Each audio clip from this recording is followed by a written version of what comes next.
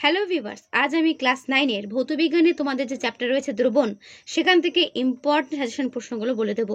ঠিক আছে, এর আগে আমি অন্যান্য চ্যাপ্টারগুলো বলে দিয়েছি, মৌলের ধারণা, পদার্থের গঠন। তো যে বা যারা ভিডিওটা এখনো পর্যন্ত দেখো তারা কিন্তু অবশ্যই আমার চ্যানেলে এসে ক্লাস 9 এর প্লেলিস্ট ফলো করবে, সেখানে দেখবে পরপর সব দেওয়া রয়েছে। ঠিক আছে, আজকে তোমাদেরকে বলে দেবো দ্রবণ থেকে কি কি ভালো করে করতে হবে। তো চলো শুরু করছি। আর হ্যাঁ, ভিডিওটা কিন্তু প্রথম থেকে শেষ পর্যন্ত অবশ্যই দেখো, তোমাদেরই সুবিধা হবে। প্রথম প্রশ্ন, দ্রবণের অংশগুলো কি কি? উত্তর দ্রাব এবং দ্রাবক। এর পরের প্রশ্ন, সোডা ওয়াটারে কোনটি দ্রাবক কোনটি দ্রাব? উত্তর দেখে নাও, জল দ্রাবক, কার্বন ডাইঅক্সাইড দ্রাব। তারপরের প্রশ্ন, স্টার্চ জলে দ্রবীভূত করলে কি ধরনের দ্রবণ উৎপন্ন হয়? উত্তর দেখে নাও, কোলোয়েড দ্রবণ। তারপরের প্রশ্ন, টিন্ডাল প্রভাব দেখা যায় কোন ধরনের দ্রবণের ক্ষেত্রে? উত্তর কোলোয়েড দ্রবণের ক্ষেত্রে। তারপরের প্রশ্ন, বায়ুতে ভাসমান ধূলিকণা কোন প্রকারের কোলোয়েড? উত্তর বায়ুতে ভাসমান ধূলিকণা কঠিন এরোসল। ঠিক আছে, এর পরের প্রশ্ন, দুধ কোন জাতীয় দ্রবণ? Very very important. দেখো, দুধ কোলোয়েডীয় দ্রবণ বা ইমালশন। ঠিক আছে, তারপরের প্রশ্ন, পিতলের দ্রাব ও দ্রাবক কোনটি, অথবা পিতলে কি কি উপাদান থাকে? উত্তর দেখে নাও, পিতলের জিঙ্ক এবং দ্রাবক কপার থাকে, অর্থাৎ দ্রাব হচ্ছে জিঙ্ক আর দ্রাবক হচ্ছে কপার। তারপরে প্রশ্ন, একটি তরল এরোসলের নাম লেখো। উত্তর কি হবে? উত্তর হবে কুয়াশা। তারপরে প্রশ্ন, ভাতের ফ্যান কি প্রকার দ্রবণ? এগুলো কিন্তু প্রত্যেকটা পরীক্ষায় আসার মতো, তাই ভালো করে তৈরি করবে। উত্তর দেখো, ভাতের ফ্যান হচ্ছে কোলোয়েডীয় দ্রবণ। তারপরে প্রশ্ন, তরলের সঙ্গে তরলের দ্রবণ একটি উদাহরণ দাও। উত্তর জল ও অ্যালকোহল। ঠিক আছে, এটা হচ্ছে তরলের সঙ্গে তরলের দ্রবণ। তারপরের প্রশ্ন, দৈনন্দিন জীবনে ব্যবহৃত হয় এমন একটি কোলোয়েডের নাম লেখো। উত্তর কি? উত্তর হচ্ছে দুধ। তারপরের প্রশ্ন, সাসপেনশনে অদ্রাব্য কণাগুলোর ব্যাস কত হয়? উত্তর 10⁻⁴ সেমি বা তার বেশি। তারপরের প্রশ্ন, জল বিকর্ষী কোলোয়েডের উদাহরণ দাও। উত্তর দেখে নাও, গোল্ড সল, সিলভার সল, ফেরিক হাইড্রক্সাইড সল প্রভৃতি। তারপরের প্রশ্ন, চায়ের দ্রাব ও দ্রাবক কি কি? উত্তর দেখে নাও, চায়ের দ্রাব চা পাতার নির্যাস ও দ্রাবক হচ্ছে জল।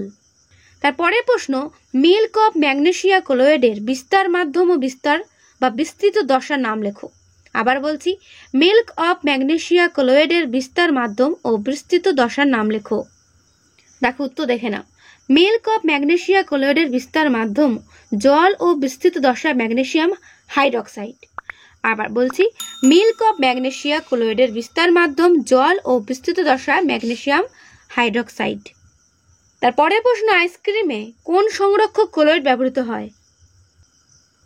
উত্তর জিলেটিন। তারপরের প্রশ্ন, দুধে ইমালশন কারক হিসেবে কাজ করে কোন পদার্থ? উত্তর কেসিন প্রোটিন। তারপরে প্রশ্ন, কোলোয়েড ও ক্রিস্টালয়েডের পৃথকীকরণে কোন পদ্ধতি ব্যবহৃত হয়? উত্তর দেখে নাও, কোলোয়েড ও ক্রিস্টালয়েডের পৃথককরণে ডায়ালিসিস বা ঝিল্লি বিশ্লেষণ পদ্ধতি ব্যবহার করা হয়। তারপরে প্রশ্ন, বাতাসের দ্রাবক ও দ্রাবের নাম লেখো। উত্তর দেখো, বাতাসের দ্রাবক নাইট্রোজেন গ্যাস ও দ্রাব হচ্ছে অক্সিজেন, কার্বন ডাইঅক্সাইড নিষ্ক্রিয় গ্যাস। তারপরে প্রশ্ন, কোলোয়েড দ্রবণের অধঃক্ষেপণের নাম কি? Very very important. উত্তর কোয়াগুলেশন বা তঞ্চন। তারপরে প্রশ্ন, কোলোয়েড কণার ব্যাস কত? উত্তর দেখে নাও, 10⁻⁵ সেমি থেকে 10⁻⁷ সেমি। তারপরে প্রশ্ন, জীবাণুনাশক হিসেবে ব্যবহৃত হয় এরূপ একটি ইমালশনের উদাহরণ দাও। উত্তর কি হবে? ডেটল। তারপরে প্রশ্ন, O/W টাইপ ইমালশনে বিস্তৃত দশা কোনটি? উত্তর দেখে নাও, O/W টাইপ অর্থাৎ অয়েল ইন ওয়াটার টাইপ বা জলে তেল জাতীয় ইমালশনে বিস্তৃত দশা হচ্ছে তেল। ওকে, এর পরের প্রশ্ন, জেল কি? উত্তর দেখে নাও, যে সমস্ত কোলোয়েডের বিস্তৃত দশা তরল ও বিস্তার মাধ্যম কঠিন তাদের বলে জেল, যেমন জিলেটিন, জেলি ইত্যাদি। টিন্ডাল প্রভাব কি? উত্তর দেখে নাও, কোলোয়েডের মধ্যে তীব্র আলোকরশ্মি চালনা করলে কোলোয়েডের কণাগুলোর দ্বারা ওই আলোকরশ্মি প্রতিফলিত বা বিক্ষিপ্ত হয় এবং ক্ষুদ্র কণাগুলো আমরা দেখতে পাই। এই ঘটনাকে টিন্ডাল প্রভাব বলে। এর পরের প্রশ্ন, জলে তেল জাতীয় ইমালশনের একটি উদাহরণ দাও। উত্তর দুধ। তারপরের প্রশ্ন, প্রকৃত দ্রবণের দ্রাবের কণাগুলোর ব্যাস কত?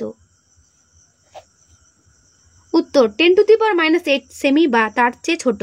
তারপরে প্রশ্ন, উষ্ণ জলে বার্লি মেশালে কি ধরনের দ্রবণ উৎপন্ন হয়? উত্তর ক্লোয়েডীয় দ্রবণ উৎপন্ন হয়। তারপরে প্রশ্ন, বিস্তৃত দশা তরল এবং বিস্তার মাধ্যম গ্যাসীয় এমন একটি ক্লোয়েডীয় দ্রবণের উদাহরণ দাও। উত্তর কুয়াশা। তারপরে প্রশ্ন, এমন একটি ক্লোয়েডীয় দ্রবণের উদাহরণ দাও যেখানে বিস্তৃত দশা গ্যাসীয় এবং বিস্তার মাধ্যম তরল। উত্তর সাবানের ফেনা। একটি ইমালশন কারকের উদাহরণ দাও। উত্তর কি? ডিটারজেন্ট বা সাবান। তারপরে প্রশ্ন দেখো, কড লিভার তেল একটি ড্যাশ। উত্তর কি? ইমালশন। তারপরে প্রশ্ন, ক্লোয়েড দ্রবণকে ড্যাশ পদ্ধতিতে বিশুদ্ধ করা হয়। উত্তর কি? দেখে নাও, ইলেকট্রোলাইসিস পদ্ধতিতে বিশুদ্ধ করা হয়। ভেরি ভেরি ইম্পর্টেন্ট, কিন্তু নামটা মনে রাখবে। ইমালশনের ক্ষেত্রে বিস্তার মাধ্যম হলো ড্যাশ এবং বিস্তৃত দশা হলো ড্যাশ। দেখো, বিস্তার মাধ্যমও তরল, বিস্তৃত দশাও কিন্তু তরল। ঠিক আছে, এটা হচ্ছে ইমালশনের ক্ষেত্রে। ওকে, ক্লোয়েড দ্রবণ কিন্তু ড্যাশ প্রকৃতির, কি? অসমসত্ব প্রকৃতির। ঠিক আছে, প্রত্যেকটা ডান সাইডে উত্তর দেওয়া রয়েছে, ভালো করে দেখে নেবে। তারপরের প্রশ্ন, ক্লোয়েড দ্রবণের দ্রাবের কণা ড্যাশের মধ্যে দিয়ে যেতে পারে না। কিসের মধ্যে দিয়ে? না, পার্চমেন্ট কাগজের মধ্যে দিয়ে। ওকে, ক্লোয়েড দ্রবণকে দ্রাবকে ড্যাশ বলা হয় বিস্তৃত দশা। মাখন হলো ড্যাশ। মাখন কি? মাখন হলো একটি ইমালশন। দুধ হলো একটি ড্যাশ দ্রবণ। দুধ কি? দুধ হচ্ছে একটি ক্লোয়েডীয় দ্রবণ। ঠিক আছে, এরপরে প্রশ্ন, উষ্ণতা বৃদ্ধি করলে দ্রাব্যতা কমে এমন একটি যৌগের নাম লেখো। উত্তর ক্যালসিয়াম ফসফেট। তারপরে প্রশ্ন, চাপ কমালে জলে গ্যাসের দ্রাব্যতা বাড়ে না কমে? উত্তর দেখে নাও, চাপ কমালে জলে গ্যাসের দ্রাব্যতা কমে। দ্রাব্যতার একক কি? দেখো, দ্রাব্যতার কোনো একক নেই। এরপরে প্রশ্ন, দ্রাব্যতা লেখের ক্ষেত্রে এক্স ও ওয়াই অক্ষ কি কি নির্দেশ করে?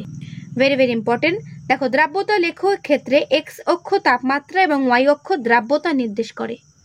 15% Na2CO3 দ্রবণ বলতে কি বোঝো? দেখে নাও উত্তর। 15% Na2CO3 দ্রবণ বলতে বোঝায় 100 ml Na2CO3 দ্রবণের মধ্যে 15 গ্রাম সোডিয়াম কার্বনেট দ্রবীভূত আছে। তারপরে প্রশ্ন, দ্রবণের শক্তিমাত্রা বলতে কি বোঝো? দেখে নাও উত্তর। কোনো নির্দিষ্ট উষ্ণতায় নির্দিষ্ট পরিমাণ বা নির্দিষ্ট আয়তনের দ্রবণের মধ্যে উপস্থিত দ্রবণের বা উপস্থিত দ্রাবের পরিমাণকে বলা হয় ওই দ্রবণের শক্তিমাত্রা। মোলারিটি বলতে কি বোঝায়? দেখো, নির্দিষ্ট উষ্ণতায় 1 লিটার বা 1000 মিলিলিটার আয়তনের দ্রবণে যত গ্রাম অণু দ্রবীভূত থাকে তাকে ওই দ্রবণের মোলারিটি বলে। মনে থাকবে, খুবই গুরুত্বপূর্ণ কিন্তু এই প্রশ্নটি। মোলারিটি কি? তারপরের প্রশ্ন, 40 ডিগ্রি সেলসিয়াস তাপমাত্রায় 20 গ্রাম জলের সর্বোচ্চ m গ্রাম কোনো লবণ দ্রবীভূত থাকলে ওই তাপমাত্রায় লবণের দ্রাব্যতা কত হবে? উত্তর 5m। তারপরের প্রশ্ন, একটি উদাহরণ দাও। উষ্ণতা বৃদ্ধিতে প্রথমে দ্রাব্যতা বৃদ্ধি পায়, পরে হ্রাস পায়। দেখো, উষ্ণতা বৃদ্ধিতে গ্লোবাল লবণের দ্রাব্যতা প্রথমে বৃদ্ধি পায়, পরে হ্রাস পায়। মনে থাকবে।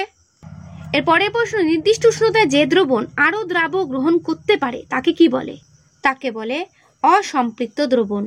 তারপরে প্রশ্ন, সম্পৃক্ত দ্রবণের উষ্ণতা বৃদ্ধি করলে কি ঘটে? উত্তর, দ্রবণটি অসম্পৃক্ত হয়ে যায়। দুটি অজলীয় দ্রাবকের নাম লেখো।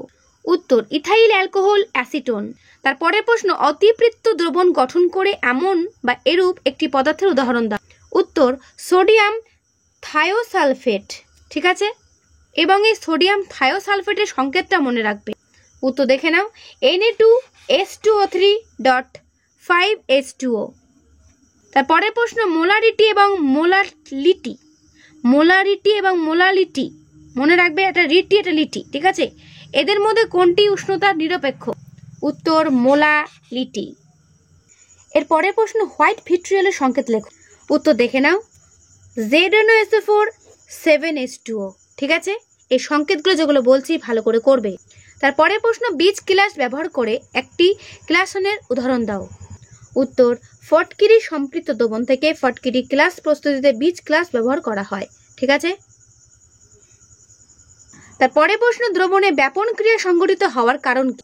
দেখো, দ্রবণের দ্রাবক ও দ্রাব্য কণাগুলোর অবিশ্রান্ত ও অবিশৃঙ্খল গতির জন্য দ্রবণে ব্যাপন ক্রিয়া সংঘটিত হয়। আবার পড়ছি, দ্রবণে দ্রাব্য ও দ্রাবক কণাগুলোর অবিশ্রান্ত ও বিশৃঙ্খল গতির জন্য দ্রবণে ব্যাপন ক্রিয়া সংঘটিত হয়।